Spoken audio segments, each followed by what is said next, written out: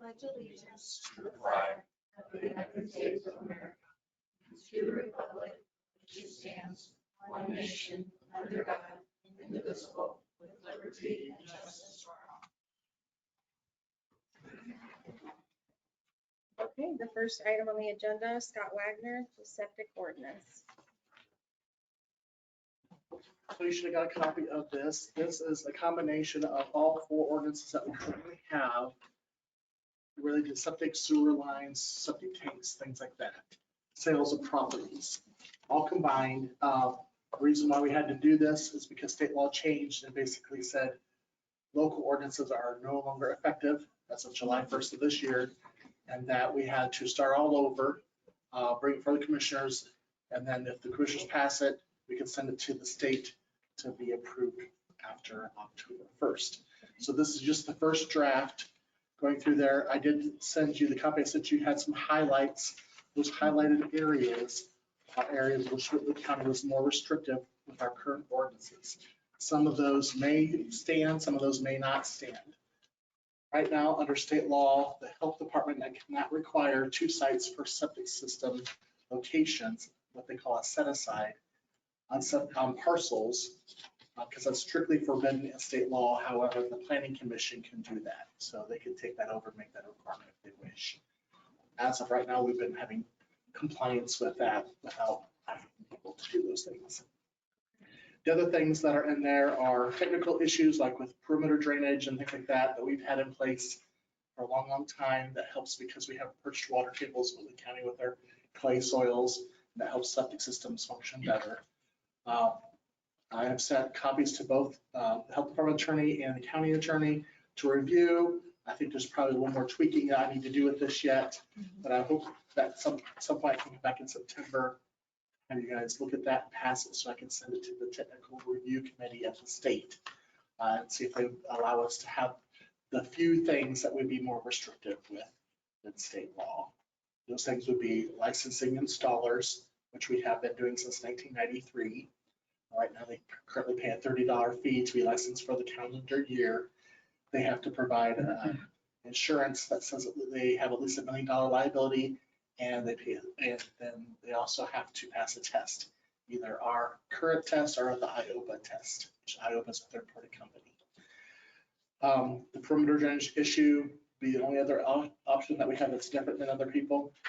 Those are really the only few things that were more restrictive, just again because of the wetness of the county. Do you have any questions for me? I know there's a lot of technical stuff in here. I know when we had talked about it, so in here, I'm not sure what page it is.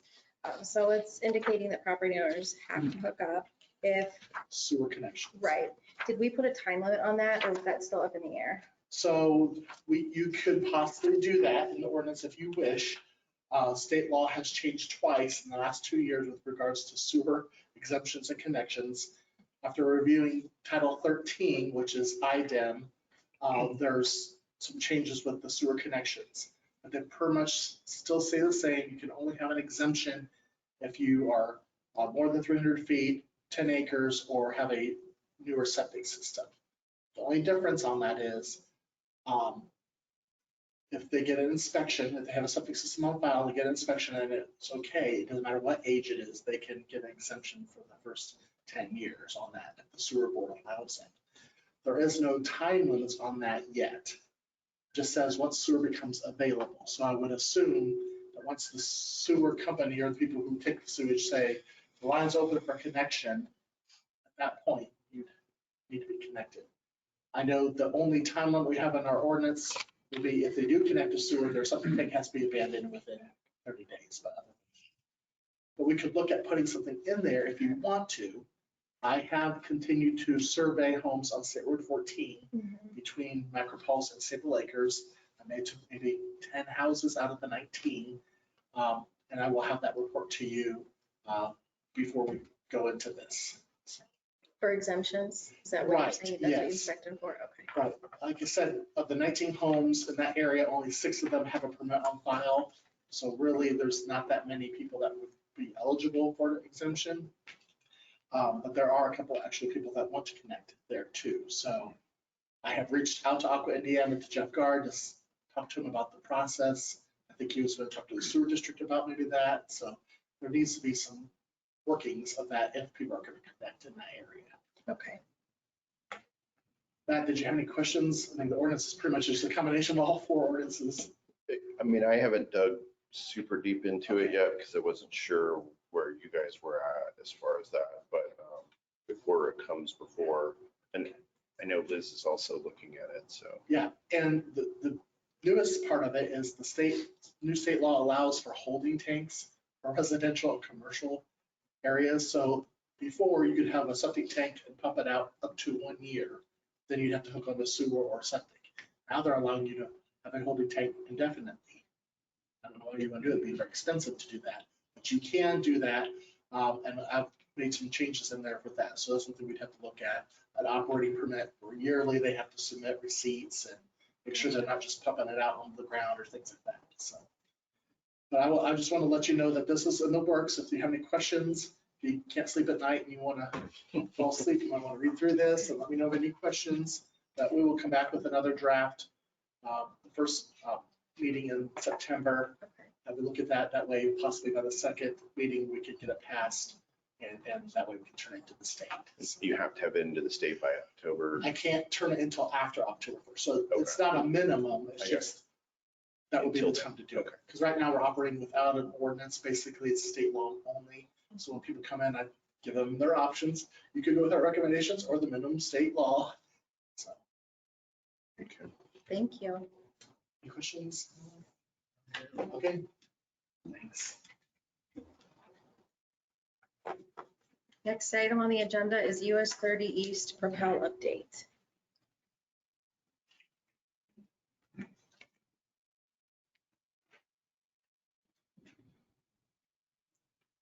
Okay.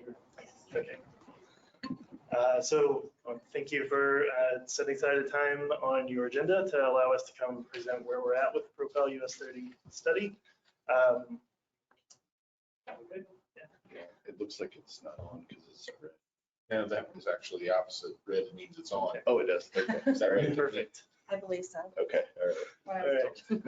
All right. My name is Rusty Holt. I work for WSP, and I'm the study manager for the Propel US 30 East study, working with NDOT on this study. You can go to the next slide. And one more click. Sorry. So as a reminder or a refresher, there are 4 studies going on for Propel at the moment in northern Indiana. We're talking about US 30 East, which includes Whitley County, as well as Allen and Kosciuszko counties. There are 3 other studies going on at the same time, as shown there. We're in pretty constant communication with everybody else, especially US 30 West, to make sure we have one long corridor that looks similar, but we are specifically looking at the communities within these 3 counties. And as a reminder, it's a 2-year study. So we're about halfway into the 2-year study, and we're looking for the next 20 years of what US 30 should look like into the future. So we're helping NDOT to identify those needs of the corridor and of the communities. So to start with, we're trying to answer why, the why question. Why are we studying improvements on this corridor? Why are those potential improvements important for your community? Just kind of why are we here? So we started with public input to find out what was important to the community at large. So we've been to public information meetings, community office hours. Every month we're in the community at 2 different locations to hear from residents. We've also gone to specific events, so fairs, festivals, just to try to get people where they are and get their feedback on the corridors. We've had smaller meetings with business owners, with farmers, with your community's planning people, and as well as transportation professionals in the area. And we want to continue building on that and partner with you as community leaders to help us see what the corridor should look like over the next 20 years. So far the public comments back to date. 3 main topics have come up. First is safety, the 37% there. 37% of the comments have indicated safety as a major concern along the corridor. Next, we have 36% that have talked about mobility access along the corridor. And then finally, 25% about mobility through the corridor as they're driving to different locations through the corridor. So we used the public input to come up with the why improvements are needed. Based on public input, we have all these answers. Then we paired that with transportation data to come up with the problems that are out there that we see from a traffic engineer and transportation engineer standpoint. If you can go to the next slide. Through those two pieces of information, we've developed 6 purposes. Purpose is kind of a desired outcome of the study. So we have 6 desired outcomes that I'll talk about more with the data here.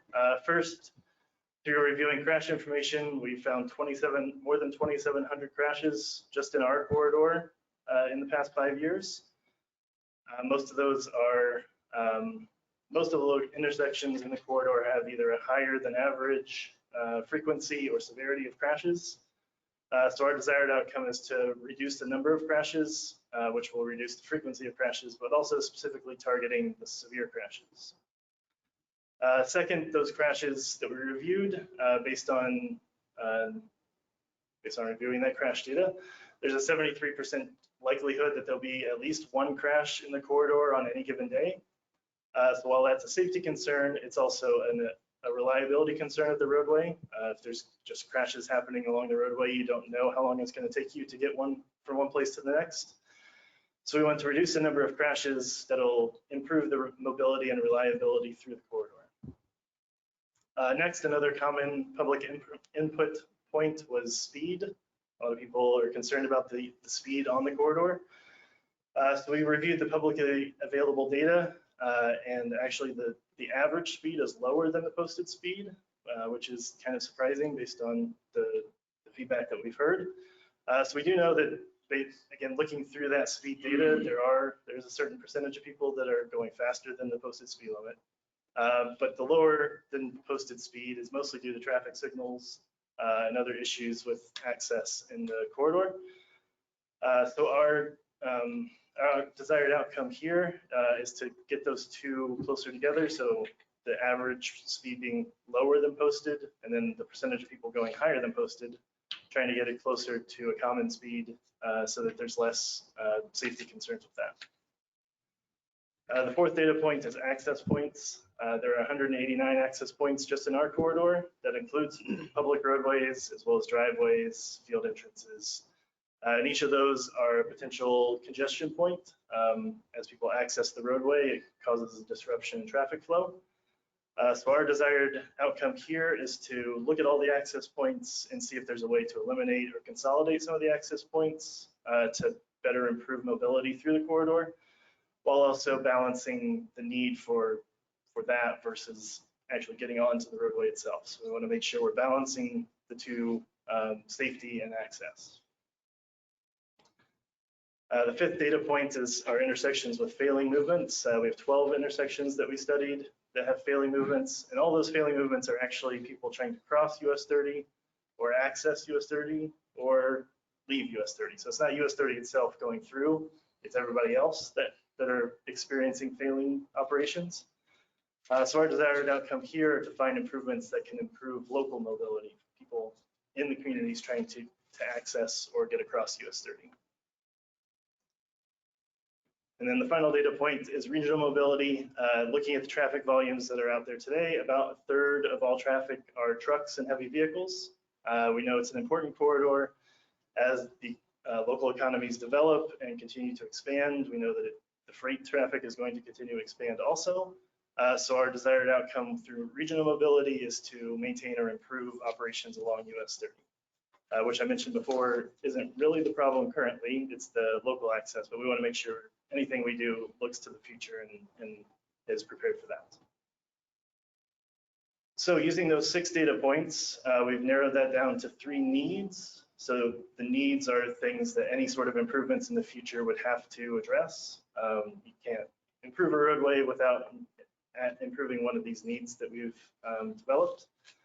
So the first is roadway safety. As I mentioned earlier, it's a problem from crashes, but also those crashes affect the reliability of the roadway. So the first need is to reduce the number of crashes. Secondly is mobility for local users. As mentioned before, trying to get people across the roadway or into each of the communities. There are problems with operations, so we want to maintain or improve mobility for local users. And then finally, the efficiency and reliability of the corridor as a whole is a regional and statewide corridor. So we want to maintain or improve regional and statewide mobility. So that's everything we've done to date. As I mentioned, we're about halfway through our study. We have about a year left until we'll be ready to wrap up. So we're going to talk through now what the next steps are, just so everybody's on the same page about next steps. First, we'll find any potential solution that could address one of those needs that I just talked about. There's lots of potential solutions. We currently are looking at more than 50, and that's a large number to look at. So we're going to take that through a screening process to get down to a handful of final solutions that will address the needs in the best way for each community. So as we move through the screening process, there'll be 3 steps. The first step is the universe of alternatives. So it's thinking big, like all the potential solutions. We'll pass that through a screening process that really just looks at, does this address a need or not? And things that don't address a need, we'll set off to the side and not look at anymore. And then the things that do address a need, we'll look at in more detail. That'll be the level 2 screening, where we take all those that do address a need, and then we look at those in even more detail.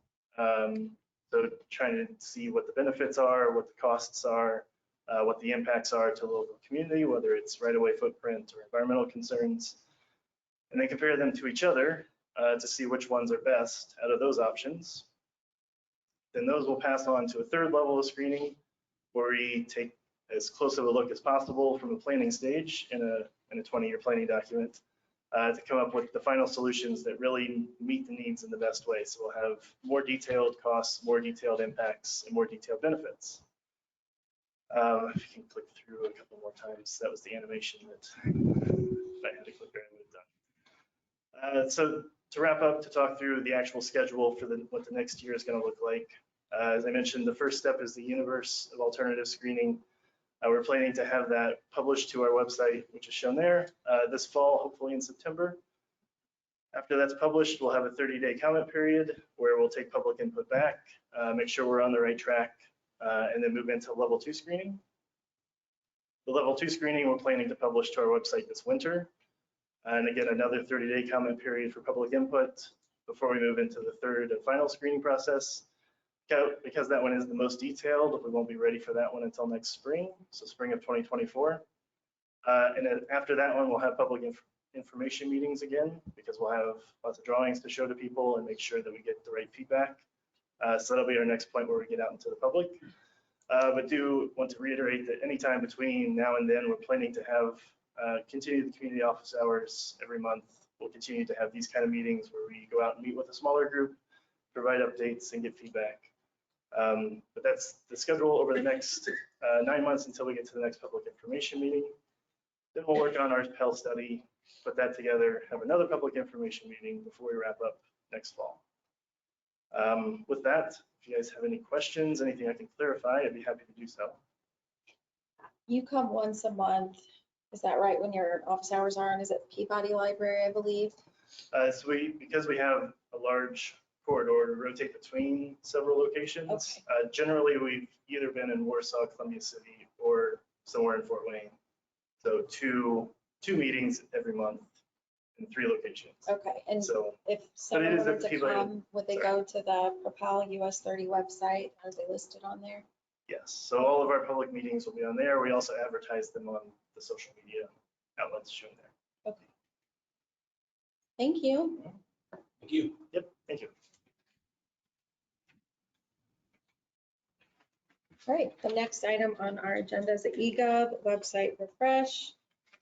I know that we've been talking about this for a while. Our county website can be very cumbersome and not very user-friendly. So finally, with a lot of back and forth and working with our current website provider, I think we finally narrowed it down to what we're looking for, what we want. So that is with Core eGov.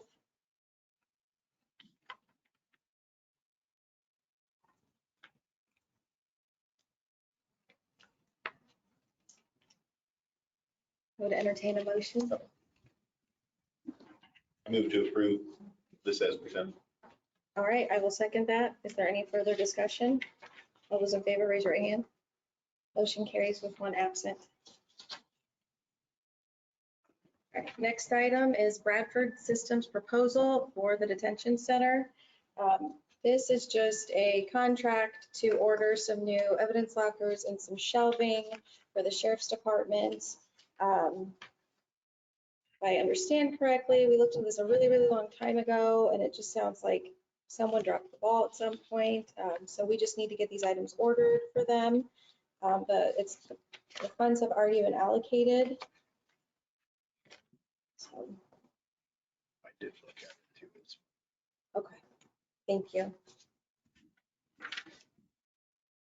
You have anything to add, Sheriff? No, she very tall. Move to approve the contract as presented. I'll second that motion. Is there any further discussion? All those in favor, raise your hand. Motion carries with one absent. And payroll and accounts payable, I had a chance to go up and look at those, and it sounds like Commissioner Schuman looked at a few of them as well.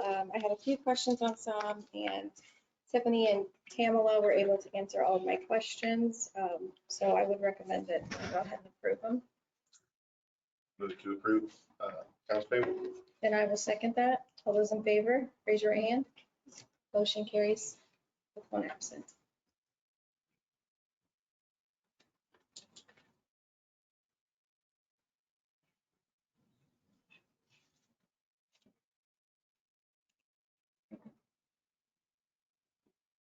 Go ahead.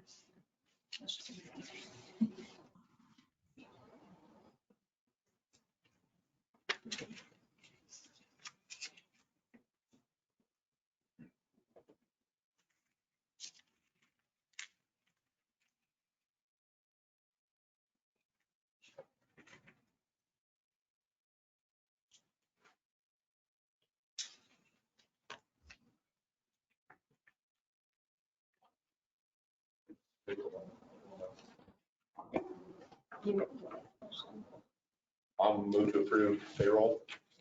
I will second that. All those in favor, raise your hand. Motion carries with one absent. All right, Commissioner Schuman, do you have anything else? I have nothing.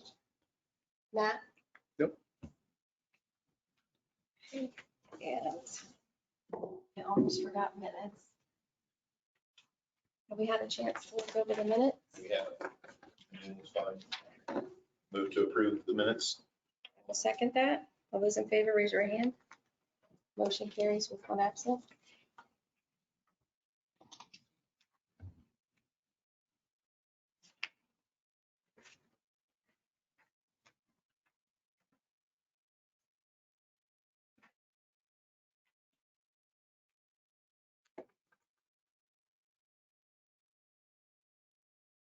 And the only thing I have to add, and I know I've talked about this last few minutes, is if you haven't taken the internet speed test at your home, please go ahead and do that. You can find the link on the EDC's website.